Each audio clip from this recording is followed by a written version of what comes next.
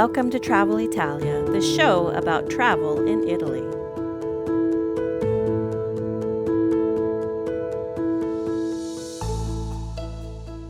Ciao amici, and welcome back to Travel Italia, the podcast that helps you plan smarter, calmer, and more joy-filled trips to Italy. First of all, I want to wish you all a happy new year. Buon anno. I can't believe it's 2026. So if you're listening to this episode, you might be someone who is in the early stages of planning a trip to Italy this year. Maybe you've started a Pinterest board, maybe you've bookmarked about 47 blog posts, or maybe you're just daydreaming about pasta and piazzas. And honestly, that's a great place to start.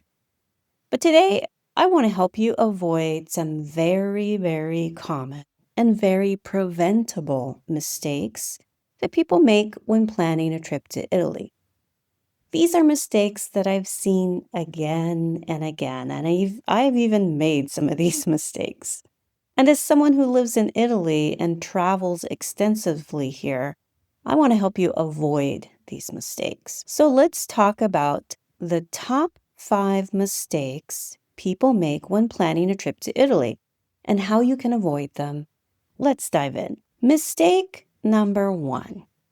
This is something that I have mentioned in previous episodes, and I think it is a very common mistake, and that is trying to see too much in one trip. This is a big one, the classic mistake, the Italy planning rite of passage. Sometimes I see itineraries that go something like this. Rome, Florence, Venice, Milan, Cinque Terre, Amalfi Coast, all in 9 days.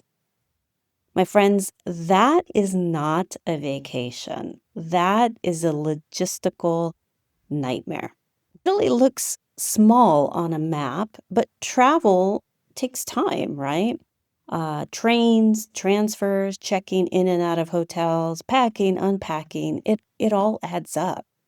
And when you're constantly moving, you are really missing the magic of Italy. So instead of spending time lingering in a piazza, soaking in what's before you, the beauty and the experience, or having a slow lunch, you're dragging a suitcase over cobblestones thinking, why did I think this was a good idea? You really don't want to make this mistake. I have to tell you that I made this mistake the very first time that I went to Florence, and it was before I moved here.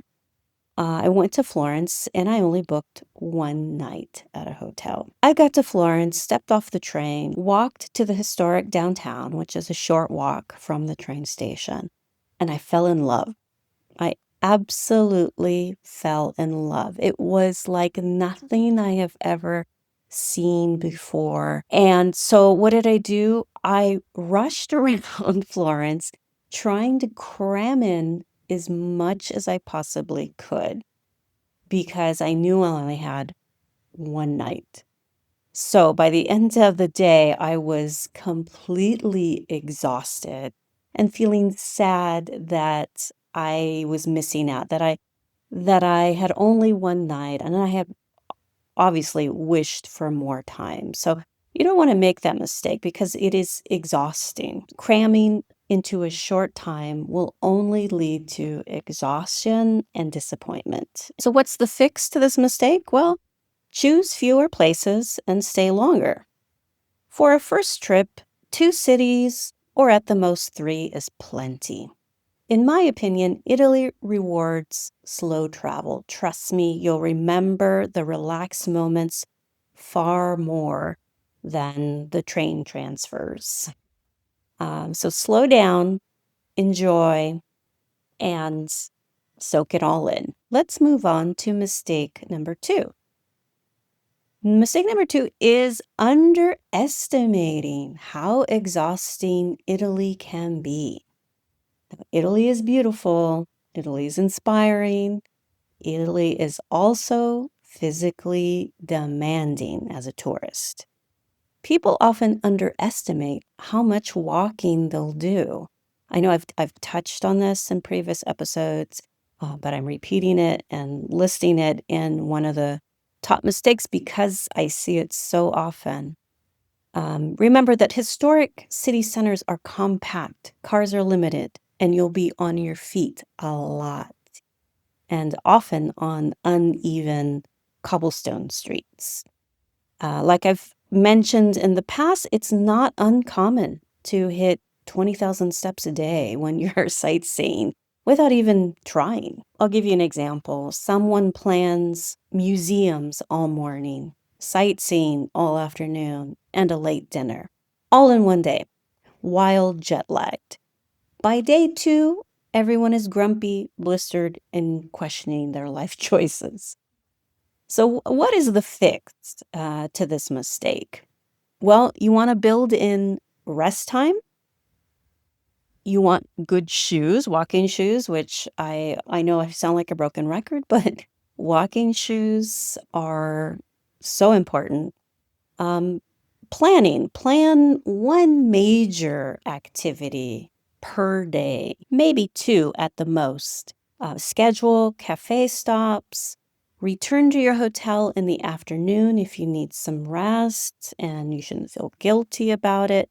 Just remember that Italy isn't meant to be conquered, it's meant to be enjoyed. And also, I just want to also emphasize knowing your limitations, right? And sometimes um, we push ourselves beyond our limitations. But if pushing yourself makes you totally exhausted to the point of not being able to function, then it's not really worth it. So just know your limitations and the limitations of those with whom you're traveling. That's very, very important.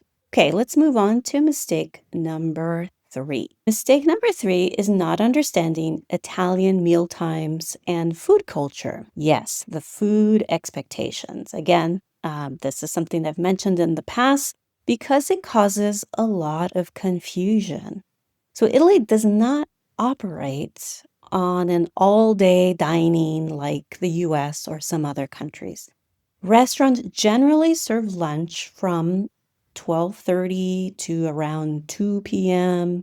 I'm sorry, 12 o'clock, not 12:30, 12 o'clock to 2 p.m. Then they close and reopen around 7 or 7:30 p.m. for dinner. And breakfast, remember, an Italian breakfast is usually just coffee and something sweet. That's it. No eggs, no bacon, no stacks of pancakes, unless you're in a very tourist-focused hotel. So, what does that mean for you? Well, imagine your family wandering around at 3:30 p.m. looking for a sit-down meal. Maybe you're with children or teenagers and they're hungry. So it becomes stressful and you're amazed that you can't find a place to eat. So, just to reduce stress, plan your meals intentionally. Keep snacks on hand. No restaurant hours, do a little research, and if breakfast protein is a must, then you need to stay somewhere that has a kitchen, an Airbnb, or at a hotel that offers a continental breakfast. So, understanding food culture ahead of time will save you both money and meltdowns, save you from being hangry. Let's move on to mistake number four. Mistake number four is booking everything either too late or too early. Now, this might sound contradictory, but hear me out. Some people wait far too long to book essentials like accommodations or high speed trains or major attractions, especially for spring and summer travel. Now, other people book everything a year in advance and lock themselves into a rigid plan that leaves no room for flexibility. I'll give you an example. So, say you booked back to back museum tickets months ahead, maybe a place that's difficult to get into. Maybe let's go back to Florence and say maybe you booked the Uffizi and the academia back to back. And when you're there, you realize you are exhausted, or maybe you'd rather be wandering through a specific neighborhood instead. But you're locked in, right? That's an example. So the fix to this mistake is think in phases when you're planning. Flights and accommodations, yes, book early. Trains and major attractions, you can book a few months in advance. The point is to keep some flexibility in your itinerary. Now let's talk about the fifth and final mistake, and that is planning for an ideal trip instead of a real one. This is quite a mistake, and maybe the most important one, because people plan for a trip they wish they were having, not the trip that fits their real travel style, energy level, or companions. What do I mean by that? Well, they imagine loving every museum. They imagine kids being fascinated by ruins. They imagine themselves absorbing history for hours on end. And they imagine Italy being like under the Tuscan sun. Everything perfect, not a blade of grass out of place, not a piece of trash on the streets. And my friends, that is not reality. The reality is we live in a fallen world where people get cranky and our expectations are rarely met. So I guess my advice to you is don't fall into the trap of having overly high expectations of your trip or of your travel companions. During vacations, things go wrong. And so if you have realistic standards, then things will go more smoothly. You'll be able to enjoy your vacation more. So keep that in mind when you're planning your vacation. Plan with real people in mind, not idealized travelers. I'll give you an example. The first time I went to Rome with my family, I love history, and so I was standing in front of the Pantheon, and I was explaining to my then 8-year-old, I think, that the history. I was explaining the history to him, just fascinated and wanting to impart all this knowledge and culture to him.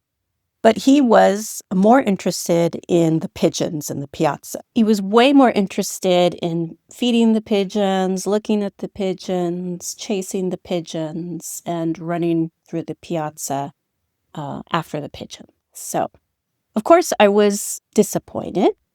But, it was a reality check in the sense of those were my expectations of him, on how he should um, take in all that Italy had to offer. And that just wasn't reality. He was a boy enjoying what was before him, and that's okay. So if you have realistic expectations of your trip and your companions, things will go much more smoothly. So friends, if you're planning a trip to Italy in 2026, the best thing you can do right now is to slow down, simplify, and plan with intention. Keep these mistakes in mind, avoid them, and you're already ahead of most first-time visitors. Italy isn't going anywhere, but your experience of it will be so much better if you plan wisely. Thanks for listening to Travel Italia. If this episode helped you feel more confident about planning your 2026 trip, share it with a fellow traveler or leave a review, subscribe, all that good stuff. It really helps me out. I truly appreciate it.